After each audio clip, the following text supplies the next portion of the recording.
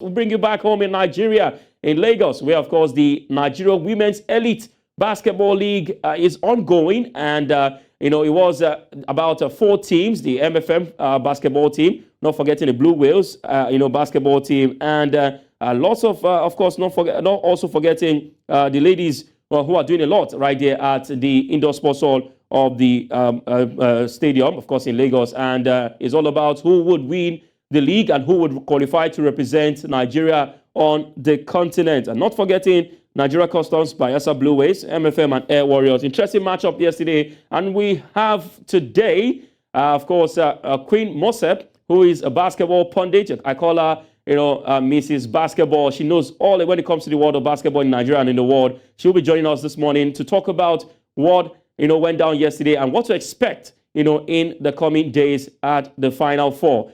Queen Moseph joins us this morning. Good morning to you, Queen. Welcome to In the Game. Good morning, Favor. Thank you so much for having me. All right. Yesterday, as expected on paper for the games we saw for MFM, it was a win in the second game of the day. And not forgetting also, the team talking about Nigeria Customs getting the first, of course, win of the day. What do you make of the first match day of the Nigeria Women's Basketball Elite League? It was actually a fight to finish between the Air Warriors. First of all, the Customs game, the Customs Bayelsa game. That one was fight to finish because for the last part of the game, Bayelsa Blue Whales were leading. Towards the third, fourth quarter, it became like a dilly-dong affair. It was off the court, on the court like that.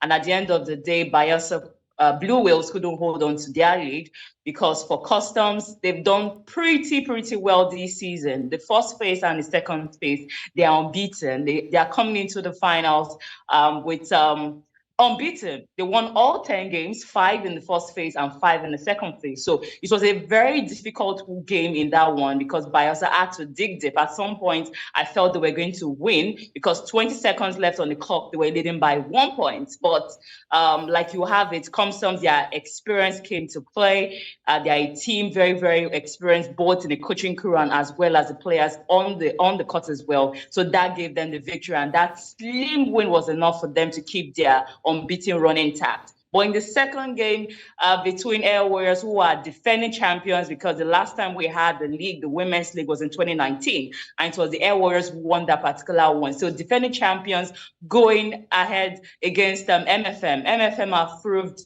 time and time again since when they come into the section that they've been a very good team. And there's this thing that keeps them going, that togetherness, their unity, the chemistry, because they don't really break. They're a team that have been together for a very long time. So you don't even need to look behind you before you know who is right behind you or who is right before you. So that chemistry is within the team. They might not have the best or the top players or the best players around the country, but they have a group of good and talented young players who are very athletic and very talented, who have that chemistry they've built over time. And they also have Coach Ochuko, who has also been with this team who left from Dolphins to MFM, who has also had our own addition of experience to the team. So it was like a blowout win for MFM. I didn't really see that coming. I felt Air Warriors were going to give it a tough fight.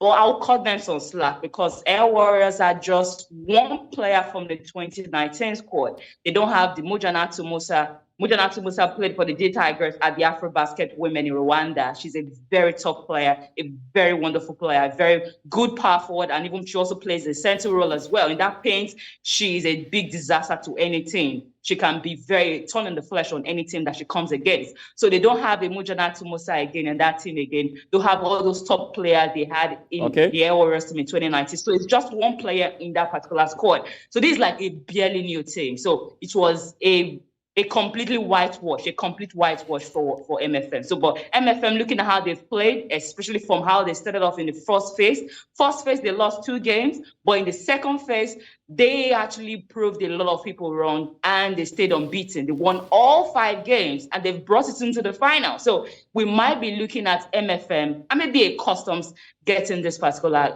league this year. All right.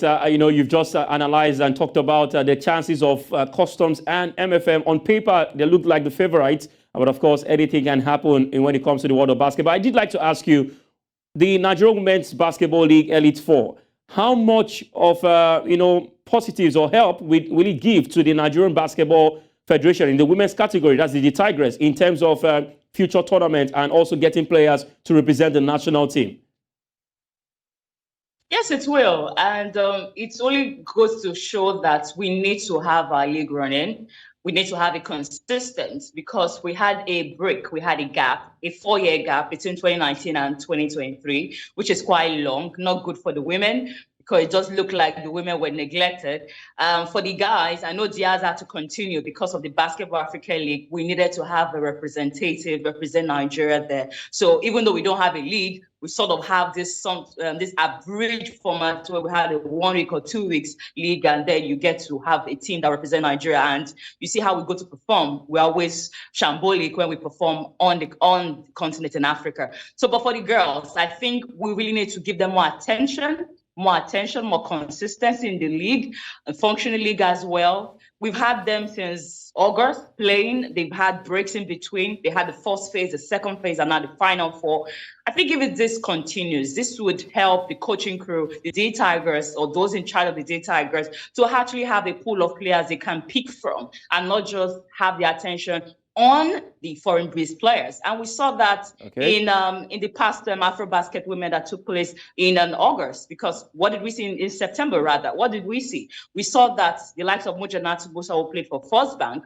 We saw Okoro, Ifunaya Okoro, even though, yes, she's out of the country now, she's playing in Kenya. So it's more or less playing the local scene, because these players are players from the local scene. And look at how well they did well. The likes of Ifunaya Okoro, Mujalatu Musa, they were top players. They could also match up and also rub shoulders with the other girls coming from outside Nigeria. So it goes to show that if the NBBF, more sponsorship like we have the bank, the Zenith Bank also trying to put their own attention for the last few years, they've been in charge of this league. If they continue, we won't have to worry about the talent pool from around the world. We'll have enough talent pool to pick from here in Africa and Nigeria. All right, much said, and we hope to see the dividends from the Nigeria Women's Basketball League, the Elite League. Thank you very much, Queen, for your time. We look forward to crowning a champion this weekend and a good representative on the continent in Africa. Thank you for having me.